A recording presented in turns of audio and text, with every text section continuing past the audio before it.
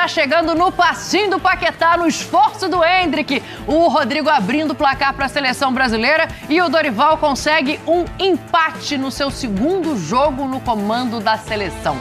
Aí você que tá aí na hashtag ESPNFCBR, tá feliz ou tá chateado? Eu tô animada. Eu vou confessar para vocês que é o seguinte, do jeito que foi o jogo hoje e o Dorival sem derrota nesses dois jogos, eu tô achando que a gente tem coisa boa para olhar nessa seleção, presidente. Tá tudo certo aí? Tá tudo certo, boa noite. Tô animada demais?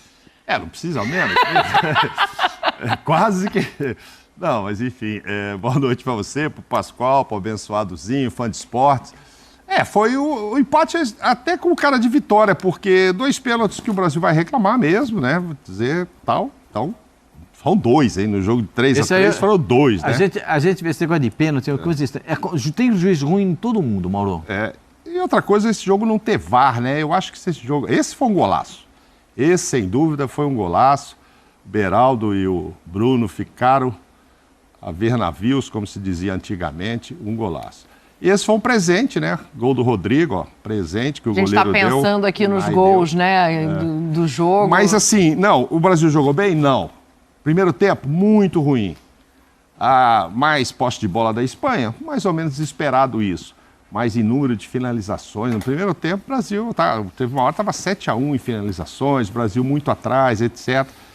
E no segundo tempo, boas modificações do Dorival. Hoje o Paquetá, que foi muito bem contra a Inglaterra, não estava brilhante, a bola passa muito por ele, depende muito dele estar inspirado, né, para fazer alguns passes.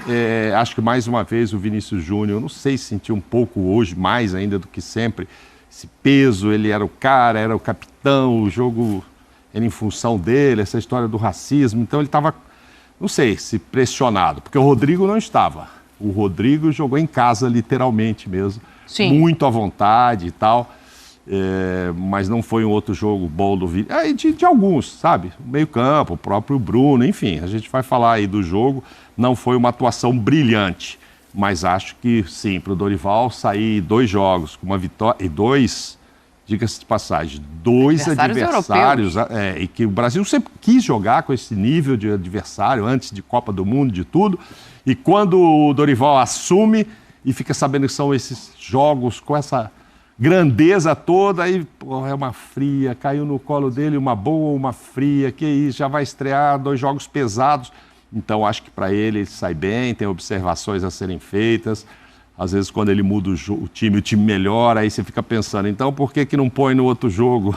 Como foi o caso, né? Alguns entraram bem contra a Inglaterra, o Andrés deu passe, tá? Você fala, então vai começar com ele. Não, ele preferiu manter o mesmo time da estreia, mas, evidentemente, tem muito o que observar. E agora é Copa América, Dani. A próxima já é a Vera, já é valendo. A gente vai destrinchar aqui todos esses assuntos, né? Tenho que falar do Vinícius Júnior depois de uma declaração, o Paquetá ali armando o Brasil. Mazinho, eu quero um balanço pra gente dar o destaque aqui de quanto é positivo não ter nenhuma derrota pro Dorival, desses pontos que ainda precisam ser olhados. E eu acho que tudo bem, né, Tetra? Porque a gente fala em olhar ponto no futebol o tempo todo, nada mais justo do que o Dorival poder olhar pontos com apenas 2 jogos. Boa noite, meu capitão, meu Tetra. Tudo bem, Dani? Boa noite. Bom estar com você novamente. Pascoal, presidente Mauro Naves, fã de esporte. Olha, o saldo muito positivo.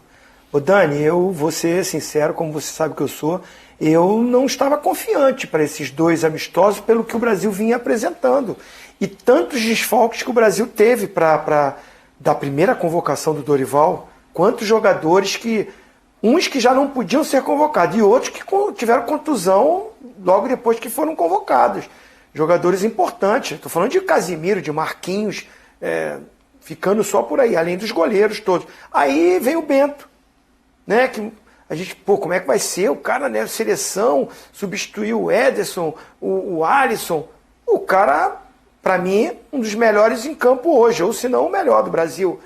Né? A gente pode enumerar vários jogadores, mas o Bento foi muito bem hoje. Estou dando um exemplo, então o saldo é positivo. Jogadores que foram convocados que me gerou alguma desconfiança e que corresponderam bem, corresponderam muito bem. O Andrés Pereira é um desses, né? Eu realmente, quando teve a convocação, falar bem depois que o cara vai bem é uma coisa, né? Eu tô falando que antes eu fiquei desconfiado. Né? Então, assim, dou a mão à palmatória e acho que foi muito bem. Ele e outros, as chances, as oportunidades que tiveram. Né? Sem contar no iluminado. O iluminado Endrick, que eu acho jovem, né? Há uma euforia muito grande com o Endrick, merecidamente, porque ele tem um potencial e um futuro brilhante. Mas eu gosto sempre de deixar os pés mais no chão. Mas o garoto é iluminado. Ele entra e faz gol, ele vai e se posiciona, ele chama o jogo com os companheiros. Parece que ele que é o mais experiente, ele que incendeia o jogo, ele que chama, que melhora o time, que motiva todo mundo, né? Quando ele entra no jogo. Então, assim, me empolga em alguns momentos isso da seleção e o Dorival Júnior. Esse sim me empolga. Porque quando teve a dificuldade, um primeiro tempo ruim, bem ruim da seleção, ele muda o time no intervalo e o time melhora e fica melhor do que a Espanha e vai buscar o resultado que, no mínimo, o empate o Brasil merecia. No mínimo. A gente vai falar dos pênaltis aí pela frente, né? Vamos, o Gaciba vai estar aqui com a gente também. Eu sou emocionada, Pascoal, não tem jeito. Eu me emociono, eu quero ver o Brasil jogando bem, eu tô feliz pelo Dorival, eu tô feliz pelo Endrick, que eu queria ver jogando no Palmeiras, eu quero ver jogando na seleção, porque o moleque é diferente, apesar da pouca idade. Tô emocionada demais para dar boa noite pro Pascoal. Quero o destaque do Pascoal. Boa noite, Dani, depois dessas férias, boa noite, que você tá voltando. Mauro Nada, Zé! Aqui não tem conversa fiada, não. Aqui é o seguinte, ó. Deixa eu logo falar um negocinho pra vocês. O Bento pegou tudo, pra mim foi o melhor em campo disparado. Bom, esse é o primeiro ponto.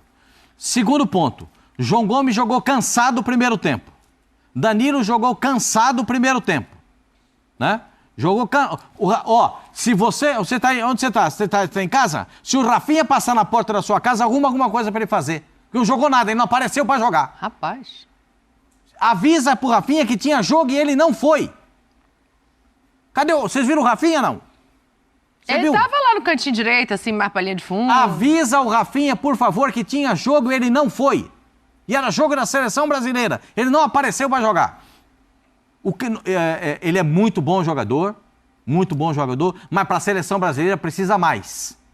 O muito bom jogador tem um monte deles, mas pra seleção brasileira precisa mais do que ser bom jogador. Né? O Paquetá faz um primeiro tempo horroroso. No segundo tempo, chamou a responsabilidade, arrumou o time, porque o André foi dividir a obrigação com ele, entendeu? Aí o André e tal, aí chegou no tempo, ele botou aquele terno, aquele gabardine, e aí pá, foi jogar. Aí é que é legal. Aí entrou o André. Sim. O André pilotou ali a cabeça de área. Aí como a gente tem agora uma fartura de volante, né? Antes, Douglas Luiz entrou no finzinho, que jogador. A pontos da gente se questionar sobre a transição da saída do Casimiro já mais rápido ou não. Eu estava lendo o Jornal da Espanha, tem jornais espanhóis que dizem o seguinte, por que não contratar João Gomes e Bruno Guimarães juntos? Imagina, já estão pensando em contratar os dois. Por que não? Mas eles jogam em gigantes do futebol da Inglaterra, é difícil tirar. Por que não? Porque o que eles jogaram hoje. Aí na frente da seleção do Brasil, aí eu vou fazer primeiro o seguinte, o Endrick. Eu falo para vocês que quando o Endrick chegar na Europa, ele vai ser muito melhor do que a gente imagina. Porque lá ele vai ter um pouco mais de espaço para jogar. E ninguém vai ficar toda hora dando bola. Você viu o Cucurella? Sabe o que o Cucurella fez? Ele deu um tostão na coxa do Endrick com 0 de jogo. Vocês viram isso? Ninguém viu. O Cucurella foi lá e deu um tostão na coxa dele. Ficou lá com a perna lá enroscada, com dor na perna. Ele sentiu foi pancada. Aí a primeira bola que ele saiu em cima do Cucurella, ele deu aqui logo uma nele, um de direto no queixo e saiu por baixo fazendo a falta. Porque o moleque não é bobo de bola. Sim. O moleque é do ramo. Ele é do ramo futebol. Você joga, de que ramo que ele é? Do ramo futebol, ele sabe jogar. Essa é a atividade dele, jogador de futebol. E aí, Dorival Júnior, sabe o que foi o Dorival? Tava tão ruim com o Fernando Diniz, mas tão ruim com o Fernando Diniz, mas ruim, que o Dorival, sabe o que ele fez? Você vai jogar lateral direito, é lateral direito. Você vai jogar de central, é central. O volante é volante, 2 volantes, um aqui na frente, cada um na sua. Isso faz um efeito espetacular. Porque o jogador na seleção brasileira não tem tempo de assimilar tudo aquilo que o Fernando Diniz é um bom treinador. Eu não estou criticando o Fernando, é um bom treinador, mas na seleção foi ruim. Foi ruim. Por quê? Porque é muito movimento para os caras entenderem. O próprio Casemiro, o Mauro falou aqui, o Casemiro falou que tinha dificuldade de receber toda hora tanta bola, toda hora. Né? O André não. Aí o André, pô, a bola fica pá. É a diferença do áudio que vazou. Vazou não, né? Que mostraram ele falando antes do outro jogo, né? Assim, tá com a bola...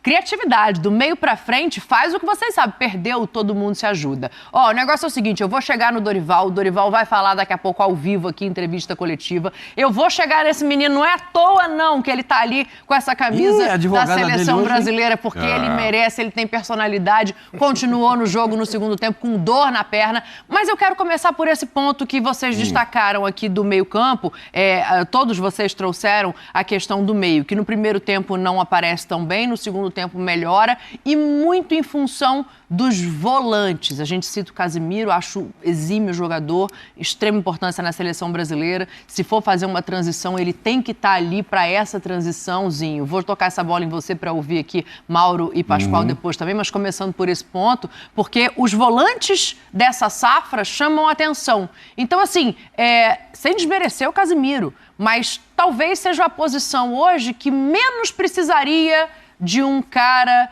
da antiga seleção e do que a gente já viu passar. É mais ou menos por aí?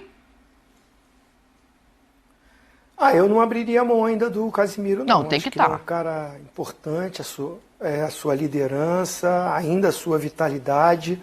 Um cara que tem peso dentro da seleção brasileira, respeitado mundialmente, líder, né, capitão. Eu acho que ele ainda é muito útil à seleção. Agora, abrir mão dessa safra nova, nem pensar. Alguém vai ficar de fora, não dá para convocar todos, né? Hoje, especificamente no primeiro tempo, até pelo modelo de jogo da Espanha, né? Marcação com linha bem alta, né? Dificultou a saída do Brasil e foi um primeiro tempo, que o passe não encaixou. Paquetá, Bruno Guimarães e o próprio João Gomes, eles não conectaram esse passe para encontrar os três homens de frente. Como o Pascoal falou, o Rafinha muito na ponta, né, sem muita movimentação. O Vinícius ainda tentou se movimentar um pouco, mas não foi o Vinícius que a gente está vendo no Real Madrid, né? Nesses dois jogos não foi ainda. Ele é muito bom jogador, sempre aparece, sempre tem algum lance com ele, mas sabe que ele pode render muito mais. Não conectou, como foi contra a Inglaterra, o meio-campo com o trio ofensivo. Ficou um vazio ali, um espaço muito grande, e que a Espanha merecidamente fez um primeiro tempo muito melhor, né? Encaixou o seu jogo. Cara, os dois caras de lado, né? Esses meninos, Lamine, né? Lamine Yamal. Com o Williams lá pelo lado esquerdo, Lamine Yamal e o Williams pelo lado esquerdo, né? Dois jogadores, característica dos que o Brasil tem, mas eles funcionaram. E o Rodri é um absurdo que joga, né? Baita de um volante que se transforma no meia, que joga no Manchester City. Então, assim, encaixou melhor, o Brasil não conseguiu jogar. Aí entra o Dorival, entra o treinador, que ousa, que não tem essa do cara tá chegando na seleção ainda, ele tem peças, ele tá vendo que o jogo tá ruim para ele, não encaixou como foi contra a Inglaterra, ele muda. Traz o Paquetá um pouquinho para trás, aí o Paquetá vira o segundo homem de meio campo, né? Que é versátil, sabe fazer isso, e o Andrés um pouquinho mais à frente. Então, assim, aí entra o Endrick, iluminado, que está num momento especial, né? A bola procura ele. Para mim foi pênalti. De todos os pênaltis que aconteceram no jogo, o mais pênalti para mim foi o que não marcaram. A gente já vai chamar o Gaciba. Que foi no Fabrício Bruno. Para mim foi pênalti Fabrício Bruno. Ainda bem que não deu, que aí o moleque fez o gol. Foi gol na sequência, ainda bem. Eu já vou chamar